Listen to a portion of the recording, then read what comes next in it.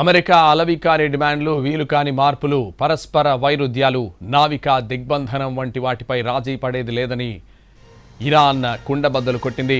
ఈ క్రమంలో అమెరికా ఉపాధ్యక్షుడు జేడీ వాన్స్ నేతృత్వంలోని ప్రతినిధి బృందం ఇస్లామాబాద్కు రేపు చేరుకుంటుందని తెలుస్తోంది. అయినప్పటికీ కాల్పుల విరమణ చర్చలు జరిగే అవకాశాలు సన్నగిల్లుతున్నాయి. ఈ పరిణామాల మధ్య పాకిస్తాన్ ప్రధానమంత్రి షహబాజ్ షరీఫ్ ఇరాన్ అధ్యక్షుడు మసూద్ పెజెష్కియాన్తో ఫోన్లో మాట్లాడి గ్రౌండ్ రియాలిటీపై చర్చించారు. సౌదీ అరేబియా, ఖతార్, టర్కీలతో జరిపిన సంభాషణల గురించి కూడా పాక్ ప్రధాని ఇరాన్ అధ్యక్షుడికి వివరించారు. ప్రస్తుతం అమెరికా బ్లాకేడ్ కొనసాగిస్తోంది. హర్మోజ్ జలసంధి మీదుగా ఇరాన్ పోర్టుల నుంచి వచ్చే నౌకలను అడ్డుకుంటోంది. అమెరికా హెచ్చరికలతో ఇంతవరకు 27 కార్గో నౌకలు తిరిగి ఇరాన్ పోర్టులకు చేరుకున్నాయి. ప్రస్తుతం హర్మోజ్ జలసంధి మీదుగా నౌకల రాకపోకలు పూర్తిగా ఆగిపోయాయి.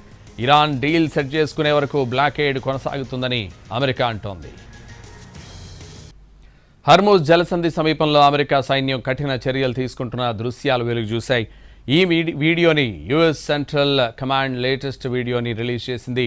ఒక హెలికాప్టర్లో ఉన్న అమెరికా సైనికుడు భారీ క్యాలిబర్ మెషిన్ గన్ను ఓ కార్గో నౌకపై గురిపెట్టి హెచ్చరికలు జారీ చేసినట్టు వీడియోలో కనిపించింది. రేడియో ద్వారా అమెరికా యుద్ధ నౌక నుంచి స్పష్టమైన వార్నింగ్ వినిపించింది.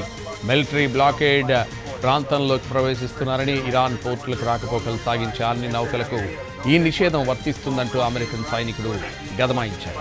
నిబంధనలు పాటించకపోతే బలవంతంగా చర్యలు తీసుకుంటామని కూడా హెచ్చరించాడు. ఇరాన్ పోర్టులకు వెళ్లేవి, అక్కడి నుంచి బయలుదేరే 27 నౌకలను అమెరికా సైన్యం తిరిగి మళ్లించింది. ఇది హర్మోజ్ జలసంధిలో అమెరికా అమలు చేస్తున్న బ్లాకేడ్ తీవ్రతను సూచిస్తుంది.